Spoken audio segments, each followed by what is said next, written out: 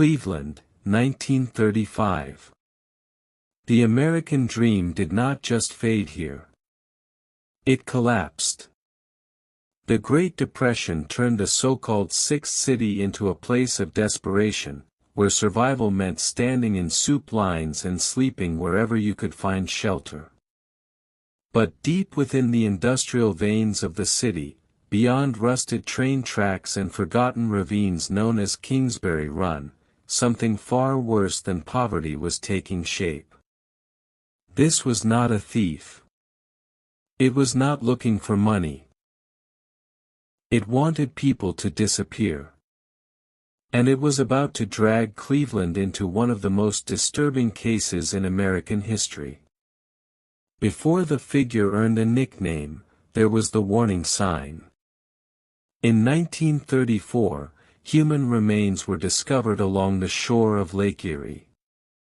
Identification was impossible. The press labeled the unknown victim, the Lady of the Lake. Authorities treated it as an isolated case. A tragic anomaly. They were wrong.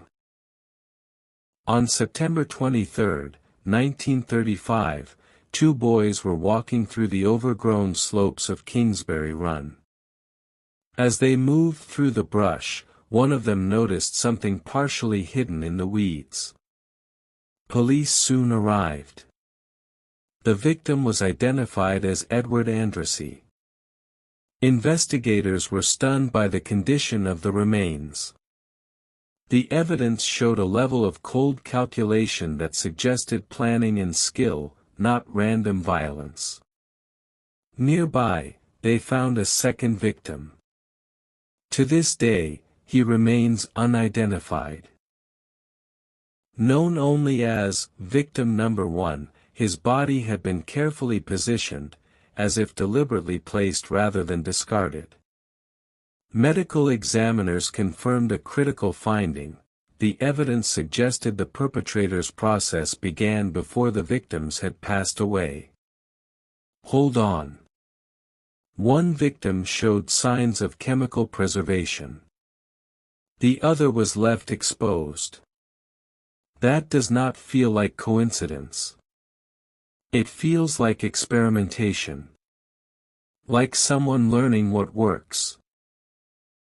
The Cleveland Police Department had no idea what they were dealing with. Until it happened again. January 1936. A butcher shop owner finds a basket behind his store. Inside, the remains of a woman, wrapped in burlap and left exposed to the cold. 2 weeks later, more of the remains turn up a mile away. They later identified her as Florence Polillo. But the medical examiner noted something deeply concerning: the marks on the body were identical to the Kingsbury Run victims. Same precision. Same tools. Same clinical confidence. June 1936. Another body. The victim had been deliberately taken apart. This time, the remains were found months apart in different sections of the city. September 1936. Another victim. Again, the remains had been separated and recovered in multiple locations. By 1938, the official count reached 12 confirmed victims. Some estimates go as high as 20. And the police had 0 viable suspects. 12 victims. Over 3 years. Different neighborhoods. Different sites. And not one witness. That's not luck. That's discipline. By 1936, the city was in a panic. The press nicknamed the killer, the Mad Butcher of Kingsbury Run. Residents armed themselves. Those living in the Kingsbury Run shantytowns started disappearing, too afraid to stay. And that's when Eliot Ness got involved. He was Cleveland's safety director, the untouchable hero. He promised to clean up the streets, but the butcher was a different kind of monster. He didn't care about laws, he cared about anatomy. The Cleveland police didn't just look for a suspect, they looked for anyone who didn't fit the ideal mold of a 1930s citizen. In a massive, citywide sweep, the investigation turned into a dragnet. Detectives Peter Merylo and Martin Zalewski personally interviewed 1,500 individuals. They didn't just wait for leads, they went into the mud to find them. 1,500 people. And yet not one of them saw the killer. By 1938, frustrated and desperate, Ness snapped.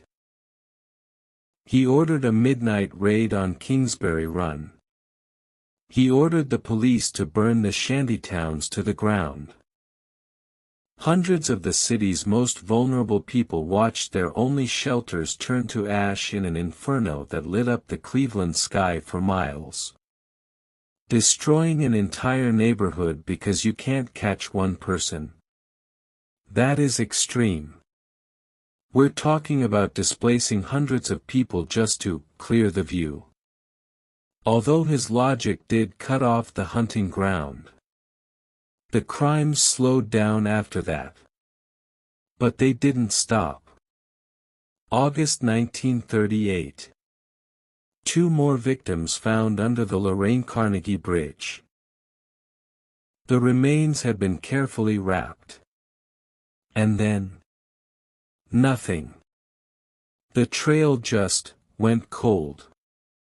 Let's talk about the suspects. Over the decades, 3 names keep coming up. In 1939, police arrested a bricklayer named Frank Dolezal. He lived near Kingsbury Run and knew one of the victims. Under interrogation, he confessed. But Dolezal's confession was vague. He couldn't describe the clinical precision or lead police to evidence. 2 months later, while awaiting trial, Frank Dolezal was found dead in his cell. The official cause was listed as ending his own life. However, the coroner noted 6 broken ribs, injuries consistent with a severe beating. Frank Dolezal was caught up in the investigation's failures. And his death under those circumstances? It doesn't scream methodical killer. This is where it gets weird. In 1938, Eliot Ness personally interrogated a man named Dr. Francis Edward Sweeney. Sweeney was a surgeon, struggling with addiction and mental health. He also had a powerful connection. His cousin was a U.S. congressman. Ness interrogated Sweeney for days using a polygraph, cutting-edge technology at the time. Sweeney failed. Repeatedly. But Ness never arrested him. Why? Some say political pressure. Others say there wasn't enough hard evidence. But right after the interrogation, Sweeney checked himself into a psychiatric hospital. And the murders stopped. Sweeney stayed institutionalized, on and off, for the next 20 years. He died in 1965. But even behind hospital walls, he wasn't finished with Eliot Ness. For years, Ness received a series of taunting, rambling postcards sent from those institutions. They mocked his failure to solve the case, often signed with a chilling title, "Your Paranoidal Nemesis." Your paranoidal nemesis. That is pure villain dialogue. If Sweeney was the killer, he wasn't just hiding, he was gloating. He knew that as long as he was in that hospital, he was untouchable, and Ness had to live with that silence for the rest of his life. There is one more theory: the killer was a drifter. Someone who rode the rails and moved from city to city. In the 1940s, similar unsolved cases occurred in Pittsburgh, Youngstown, and Newcastle. Same patterns. Same clinical separation of the remains.